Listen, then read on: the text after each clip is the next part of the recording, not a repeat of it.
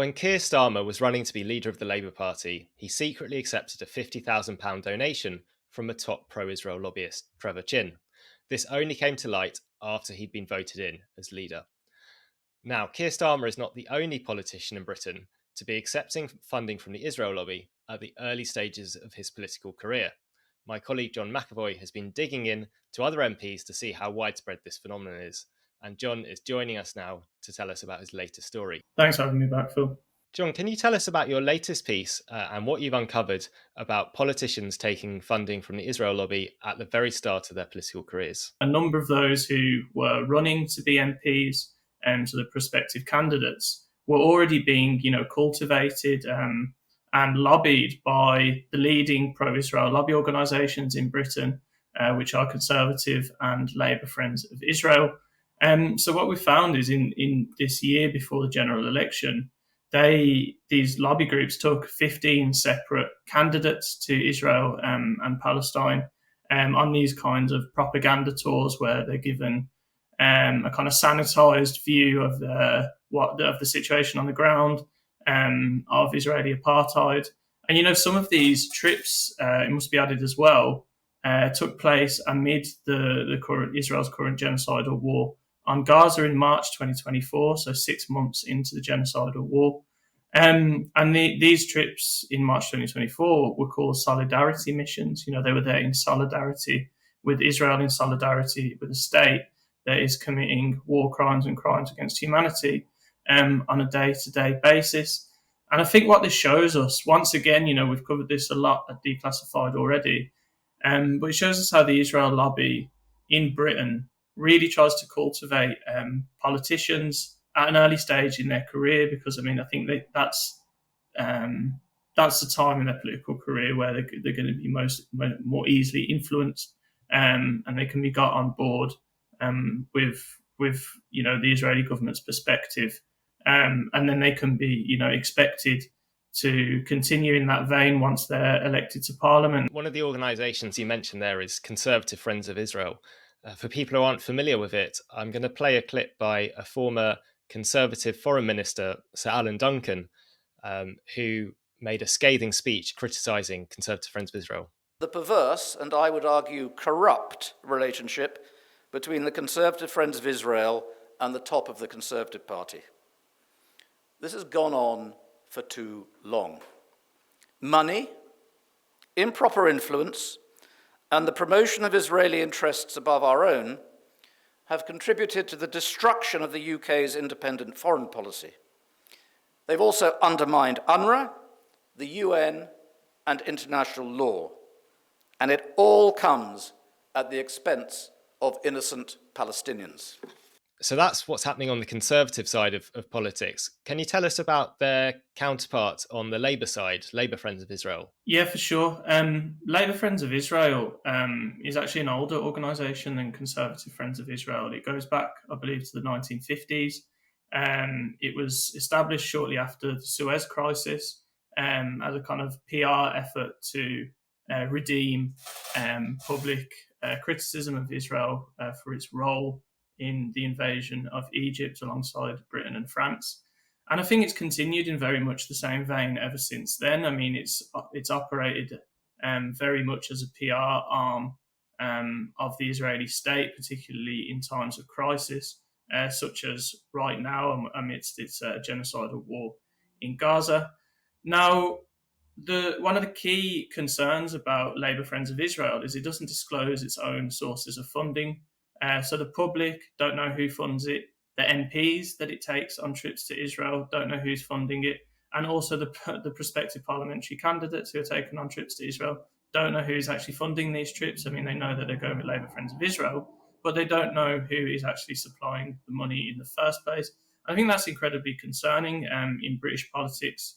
There are other countries that have, foreign agents acts, like the US, for example, where I believe if a supposedly non-governmental organisation or lobby group is getting at least 25% of its funding from a foreign state, then that has to be declared. And we have no kind of comparable legislation in this country. So these kinds of lobby groups, and it's not just the Israel lobby, there are various different lobby organisations that may or may not be tied to foreign states can operate basically with no transparency about where their money comes from. And that, of course, is very concerning. And these concerns are, of course, compounded by the fact that we have seen in various different reports that Labour Friends of Israel has close ties to the Israeli state. This was revealed in Al Jazeera's 2017 documentary, The Lobby, when Joan Ryan, the former Labour MP and LFI chair, was kind of secretly filmed discussing a £1 million payment with an Israeli official and thought to be intelligence official who was working in the Israeli embassy in London. In that documentary, you also saw Michael Rubin, who at that time was the parliamentary director of Labour Friends of Israel and is now the actual director of the organisation, basically saying, once again, secretly filmed, we do work really closely with the embassy, but we try not to make that public. So we've got a lobby organisation here that is, secretly acknowledging the extent to which it is collaborating with a foreign state, that is trying to cultivate not only MPs but parliamentary prospective candidates, that isn't disclosing its sources of funding, and is actually playing, it has a, I think, influential role within British politics.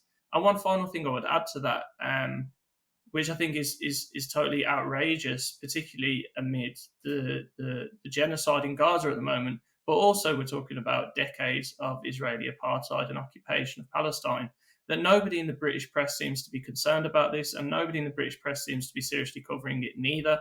And you've got, various examples over the past decade where serious investigation into these lobby groups might have actually clipped their wings a little bit and ensured that they didn't maintain an influential and powerful role in British politics. But journalists just seem to be not interested, and I think part of that reason is fear about talking about the Israel lobby and fears of accusations of, buying into anti-Semitic tropes, of course. And secondly, it's the dehumanization of Palestinians. I don't think journalists writ large are so concerned about Palestinian lives that they think it's worth looking into these matters. So I think that's outrageous. In your article, John, which is on our website, people can head there, declassifieduk.org, read it in full. You name these individual MPs who went on these trips and received about £2,000 each worth of hospitality in terms of flights and accommodation being funded by these groups. None of the names of MPs were ones that I was particularly familiar with at all. These groups are often targeting, people who are now quite junior, but they have a good record of picking people who go on to have quite successful political careers. David Lammy took pro-Israel funding at earlier stages of his career, his Mayor of London campaign, and so on. He's now Foreign Secretary. Rachel Reeves was a vice chair of Labour Friends of Israel. And obviously Keir Starmer, we've mentioned already at the top. In your article, John, you quote Andrew Feinstein, who actually ran against Keir Starmer as an independent candidate at the last election. And he is, of course, the son of a Holocaust survivor.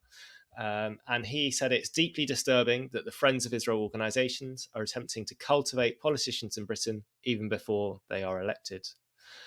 And he raised your point that this is happening during a genocide in Gaza and that these groups aren't disclosing who ultimately funds them. And like you mentioned, we've had, of course, years of kind of foreign influence scandals in British politics, some of which are pretty thin on the ground when it comes to facts, alleging interference by foreign powers in referendums and all sorts of things. And yet the Israel lobby's role seems to fly somewhat under the radar, to say the least. Well, thanks for watching this latest clip from Declassified UK. You can subscribe to this channel if you haven't done already. You can make a donation in the Super Thanks or head to our website and become a supporter from £3 a month. Thanks for watching.